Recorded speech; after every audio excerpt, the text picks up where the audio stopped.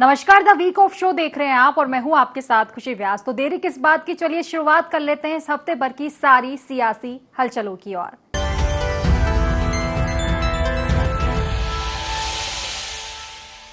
तो देखिए, गुजरात में संगठन सृजन के बाद अब कांग्रेस का फोकस मध्य प्रदेश पर है और इसके लिए दिल्ली में प्रदेश में संगठन के गठन को लेकर मंथन चल रहा है, जिसमें जिला अध्यक्ष की नियुक्ति को लेकर अंतिम मुहर लगेगी।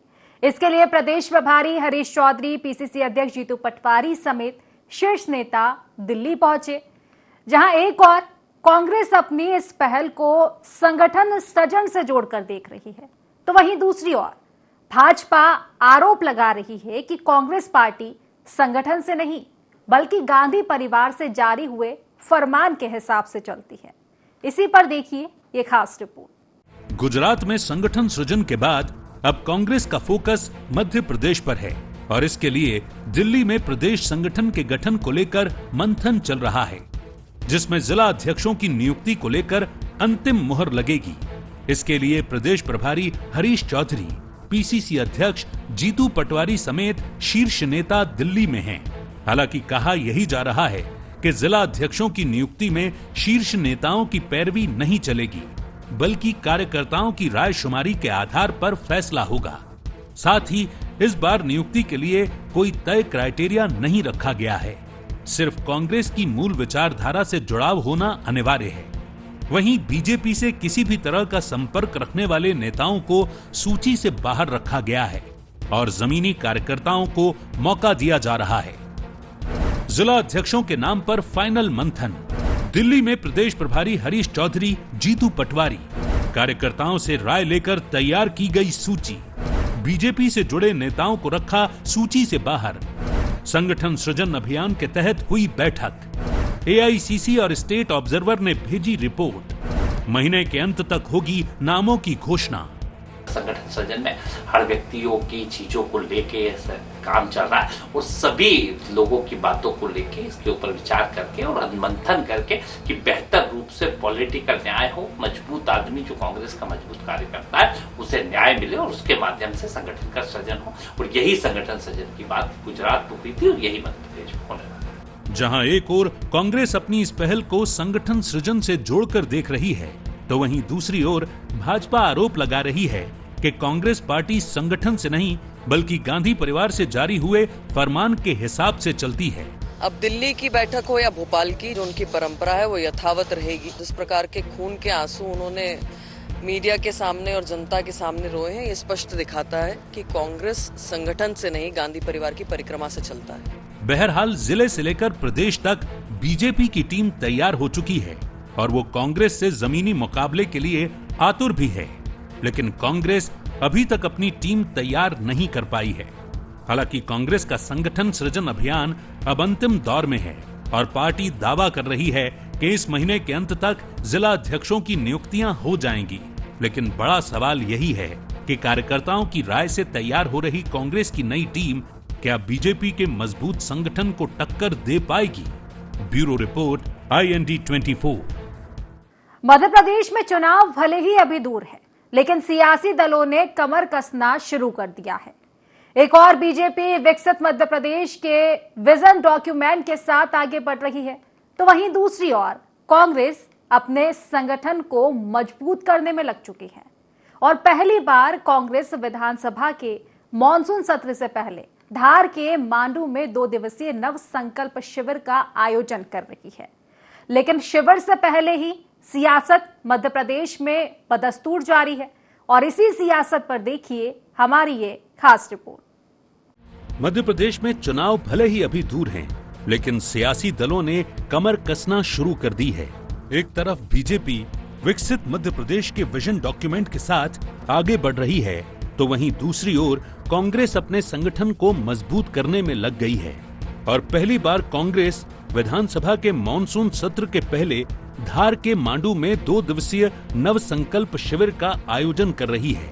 इस प्रशिक्षण शिविर को कांग्रेस सिर्फ एक प्रशिक्षण नहीं बल्कि 2028 चुनाव की तैयारी का मजबूत आधार बता रही है। दिल्ली से पेशेवर ट्रेनर बुलाए गए हैं जो विधायकों को प्रभावी संवाद, मीडिया मैनेजमेंट और भाषण कला में दक्ष बनाएंगे। कांग्रेस का दावा है कि ये महज प्रशिक्षण नहीं बल्कि सत्ता में वापसी की तैयारी है। कांग्रेस का नव संकल्प शिविर 21-22 जुलाई को मांडू में आयोजन। विधायक, संगठन पदाधिकारी और जिलाध्यक्ष होंगे शामिल।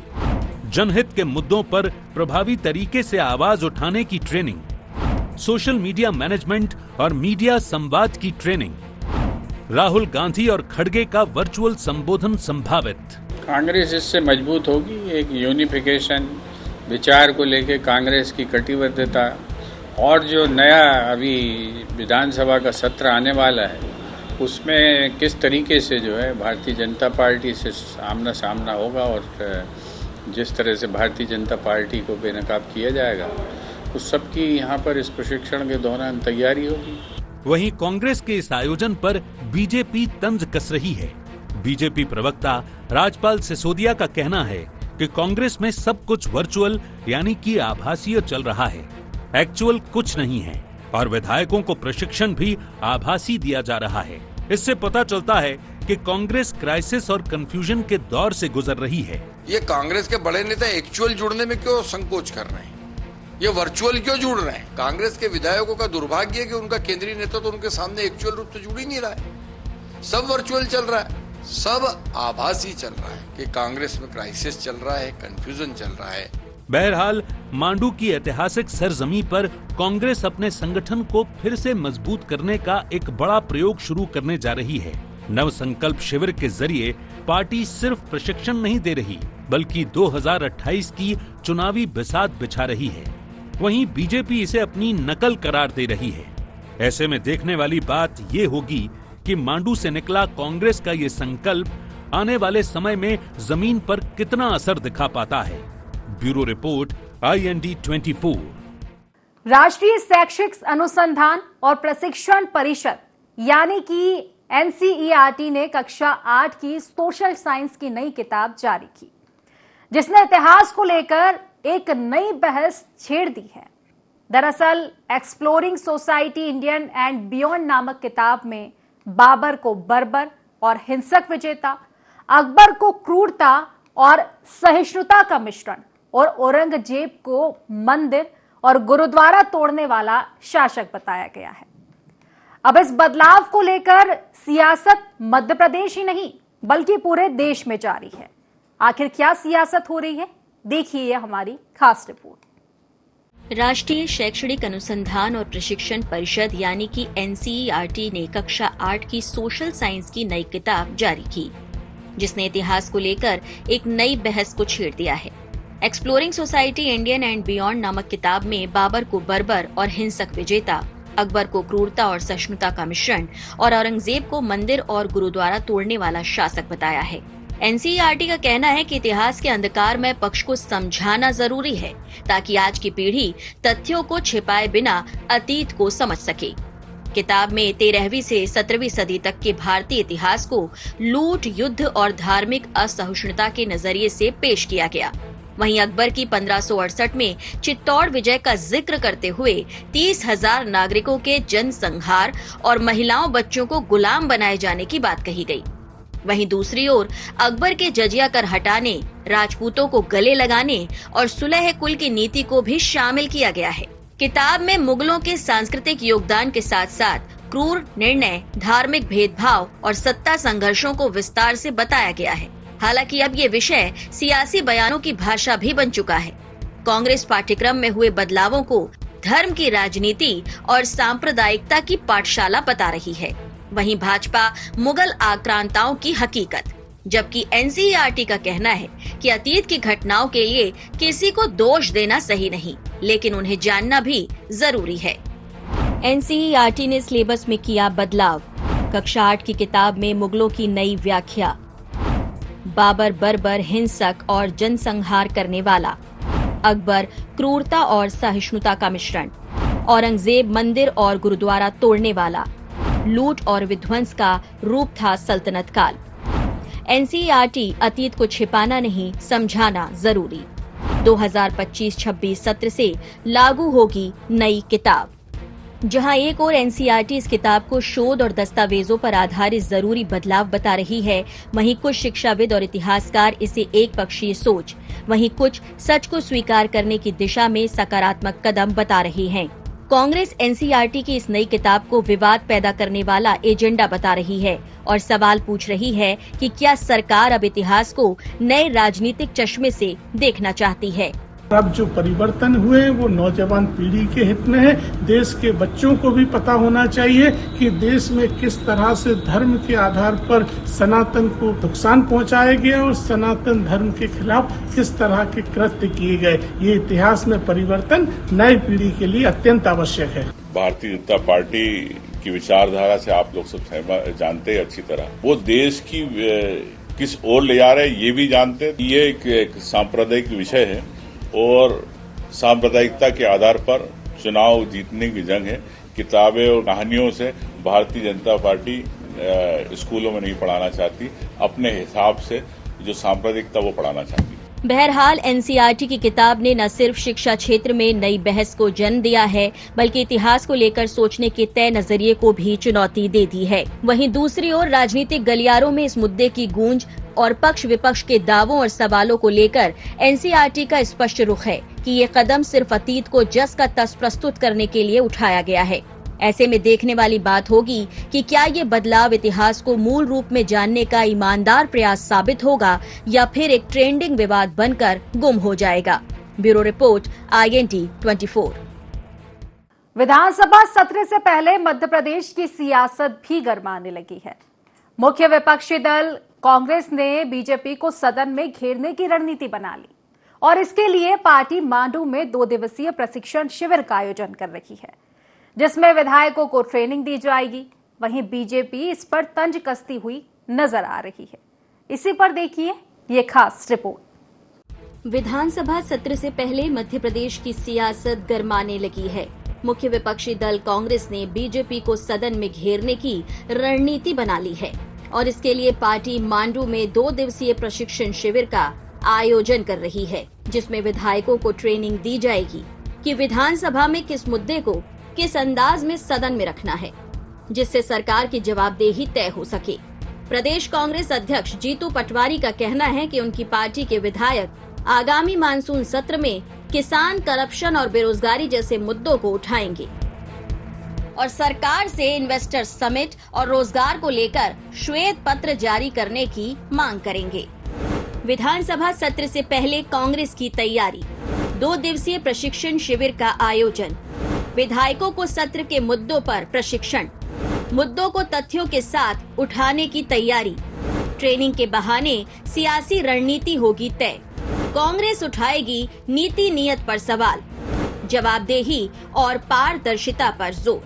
52 घपले और घोटाले सरकार के हैं जो हमने चिन्हित किए हैं। सारे विधायक इस पर बात करेंगे। 2 दिवसीय ट्रेनिंग प्रोग्राम होगा प्रशिक्षण मांडू में। तब हम विधायक रणनीतिक रूप से एकजुटता से जनता की बात कैसे करें, प्रदेश के हित की बात कैसे करें, लोकतंत्र को मजबूत करने के लिए पार्टी उसका प्रयास करे। वहीं सड़क से सदन तक सरकार को घेरने की तैयारी कर रहे जीतू पटवारी को बीजेपी ने जवाब देने की तैयारी कर ली है।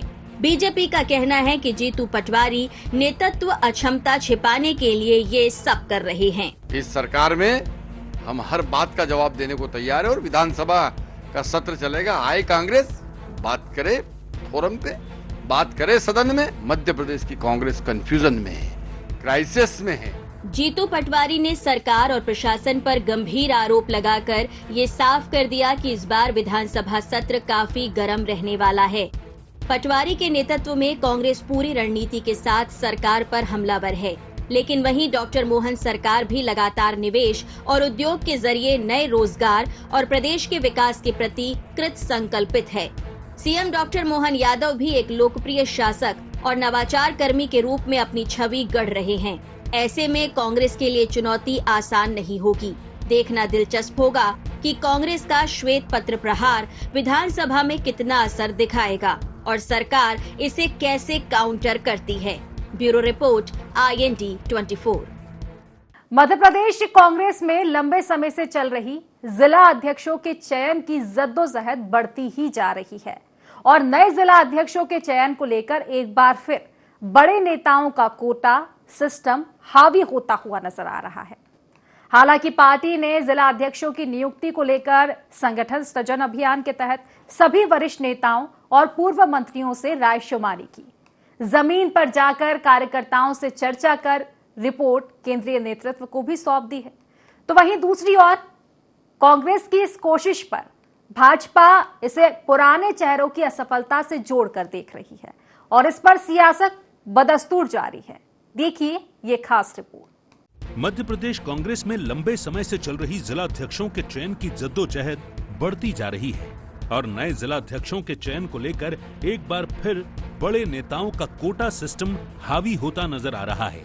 हालांकि पार्टी ने जिला अध्यक्षों की नियुक्ति को लेकर संगठन सृजन अभियान के तहत सभी वरिष्ठ नेताओं और पूर्व मंत्रियों से रायशुमारी की। जमीन पर जाकर कार्यकर्ताओं से चर्चा कर रिपोर्ट केंद्रीय नेतृत्व को सौंप दी है, लेकिन अंतिम फैसला दिल्ली में बैठकर होना है। इसीलिए पीसीसी अध्यक्ष जीतू पटवारी और उमंग सिंघार को दिल्ली बुलाया गया है। हालांकि बीजेपी को भी जिला अध्यक्षों के चयन में कड़ी मशक्कत करनी पड़ी थी। यही वजह थी कि इंदौर और निवाड़ी जिलों के जिला अध्यक्षों के नाम लंबी खींचतान के बाद घोषित हो पाए थे। कांग्रेस में भी वही दिखाई दे रहा है। मध्य प्रदेश कांग्रेस में संगठनात्मक बदलाव की तैयारी। जिला अध्यक्षों की नियुक्ति से दिल्ली में होगा फैसला। केंद्रीय पर्यवेक्षकों ने सौंपी सर्वे रिपोर्ट। जिला अध्यक्षों के चयन में नेताओं की पसंद का ख्याल। जीतू पटवारी का मालवा, कमलनाथ का महाकौशल में दखल। दिग्विजय सिंह की गुना, अशोकनगर, राजगढ़ में रुचि। अरुण यादव, उमंग सिंघार का निमाड़ में दखल। ग्वालियर, चंबल में अलग समीकरण।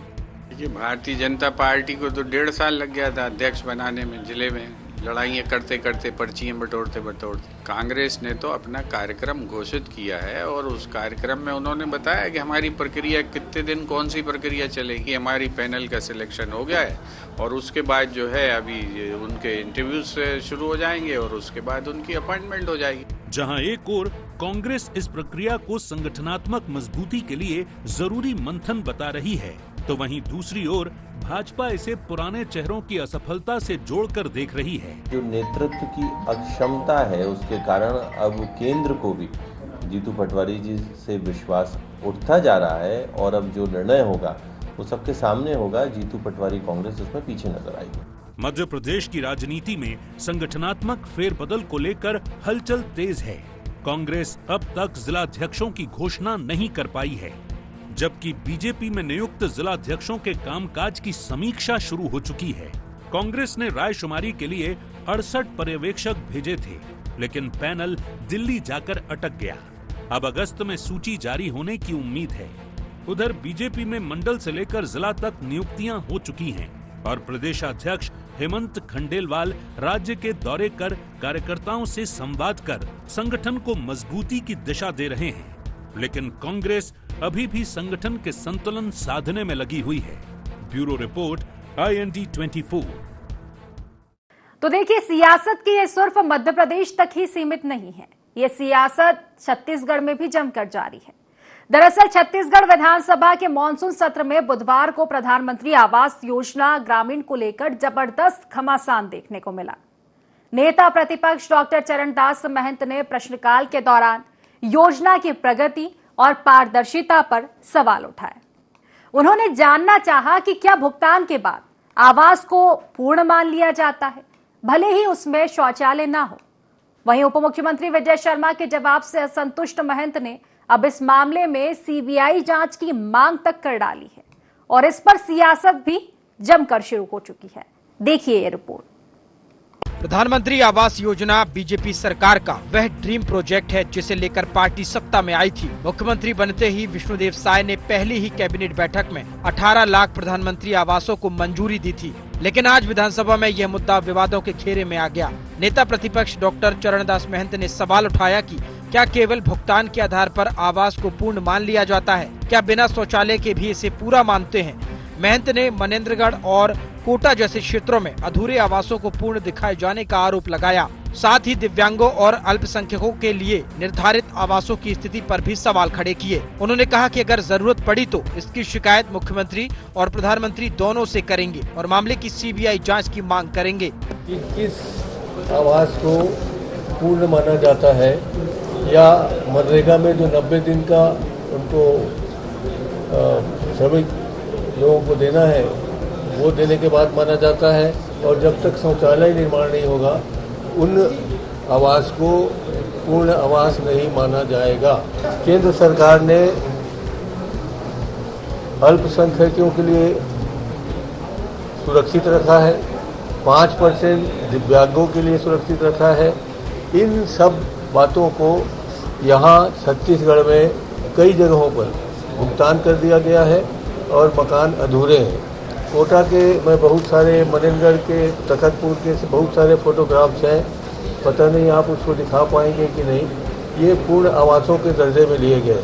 पहली कैबिनेट बैठक में 18 लाख प्रधानमंत्री आवास योजना को मंजूरी। 1.5 साल में अधिकांश पीएम आवास स्वीकृत। कई आवासों में गृह प्रवेश भी हुआ। विधानसभा में डॉक्टर महंत ने उठाए सवाल। पीएम आवास की प्रगति पर प्रश्न चिन्ह। क्या भुगतान के बाद पूरा माना जाता है आवास? शौचालय की स्थिति पर भी सवाल। महंत ने की सीबीआई जांच की मांग।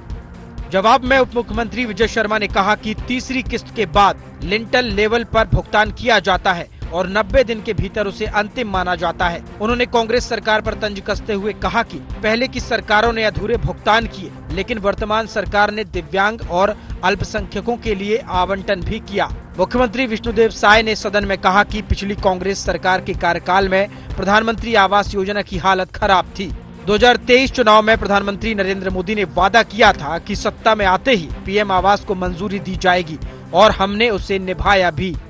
विष्णुदेव जी की सरकार में 11 लाख आवास स्वीकृत, 11,40,000 आवास स्वीकृत कर चुके हैं। पिछले वर्षों में जितना नहीं हुआ उतना इस 1.5 साल में हुआ है, तथा 2,46,215 आवासों को भी शीघ्र पूरा किया जाए। ये कौन से हैं जो इन्होंने अपूर्ण छोड़ दिए थे?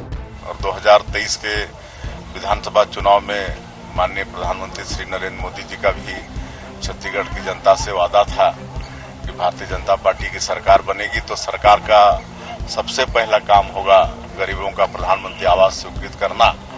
और 13 दिसंबर 2023 को सरकार शपथ ली और अगले ही दिन पहला कैबिनेट में 14 दिसंबर 2023 को 18 लाख प्रधानमंत्री आवास की स्वीकृति हम लोगों ने कैबिनेट में किया।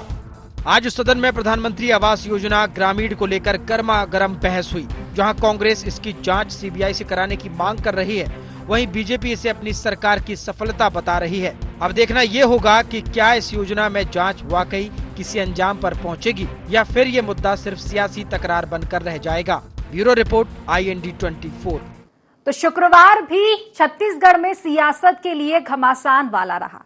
शुक्रवार को छत्तीसगढ़ विधानसभा मॉनसून सत्र का आखिरी दिन था, लेकिन जैसे ही सत्र खत्म होने आया, एक और सियासी भूचाल आ गया। पूर्व मुख्यमंत्री भूपेश बघेल के भिलाई स्थित निवास पर ईडी की टीम ने दबिश दे दी और इस बार निशाने पर थे उनके बेटे चैतन्य बघेल, जिनकी गिरफ्तारी भी हो चुकी है। पूरा परिवार बेटे के जन्मदिन की तैयारियों में लगा था, लेकिन ईडी की कार्रवाई से प्रदेश की सियासत गर्मा गई।